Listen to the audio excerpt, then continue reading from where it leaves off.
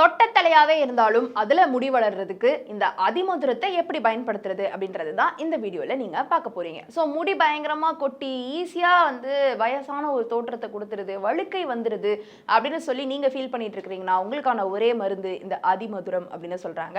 So அதிமதுரத்துடைய வேர் எடுத்துக்கோங்க. இதுல anti oxidants ரொம்ப ஜாஸ்தியா இருக்கு. ஸோ இது அலர்ஜி எதிர்ப்பு பண்பு கொண்டிருந்தாலும் இதுல அலர்ஜி எதிர்ப்பு பண்பு ஹார்மோனை சீராக்கக்கூடிய பண்பு இருக்கிறதுனால முடி வளர்ச்சியையும் தூண்டும், உச்சந்தலையில உங்களுக்கு வழுக்கையே விழுந்திருந்தாலும் அதுல முடி வளர வைக்கும் அப்படின்னு சொல்றாங்க. அதிமதுரத்துடைய வேர்ல கிளைசரைசின் அப்படின்ற ஒரு விஷயம் இருக்கு. ஸோ இது உச்சந்தலையில ரத்தோட்டத்தை அதிகப்படுத்தி முடி வளர்ச்சியை தூண்டுது. அதிமதுரத்துடைய வேரை பொடியா கட் பண்ணி சூரிய ஒளியில ஒரு வாரம் காய வைக்கணும். அதுல இருக்கிற ஈரப்பதம்லாம் போனதுக்கு அப்புறமா இதை அரைச்சி பொடி பண்ணி வச்சுக்கோங்க. இந்த அதிமதுரத்துடைய வேருடைய பொடியில சிறிதளவு தேங்காய் எண்ணெய், சிறிதளவு ஆலிவ் ஆயில் சேர்த்து ஒரு பேஸ்ட் மாதிரி பண்ணிக்கோங்க. இந்த பேஸ்ட்டை தலையில முடி கொட்டின இடத்துல இல்லைன்னா முடி கம்மியா இருக்கிற இடத்துல அப்ளை பண்ணி வச்சுக்கோங்க. சுமார் 30 நிமிடங்கள் கழித்து உங்க தலைமுடியை வாஷ் பண்ணிக்கோங்க.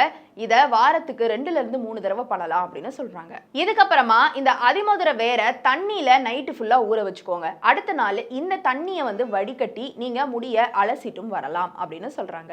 இப்படி உங்க கூந்தல்ல அதிமதுரத்தை தொடர்ச்சியா வர வர முடி ஆரோக்கியமாகும். முக்கியமா உங்க தலையில இருக்கக்கூடிய பொடுகு முடி உதிர்றதுக்கு ஒரு முக்கிய காரணமா இருக்கு. அந்த பொடுகையும் நீக்கக்கூடிய சக்தி இந்த அதிமதுரத்துடைய வேர்ல இருக்கு. சோ நாட்டு மருந்து கடைகள்ல போய் அதிமதுரத்துடைய வேர் வாங்கி நான் சொல்ற ப்ராசஸ்ல நீங்க தலையில அப்ளை பண்ணிட்டு வர வர உங்களுக்கு முடியுடைய வளர்ச்சியை நல்லாவே பார்ப்பீங்க.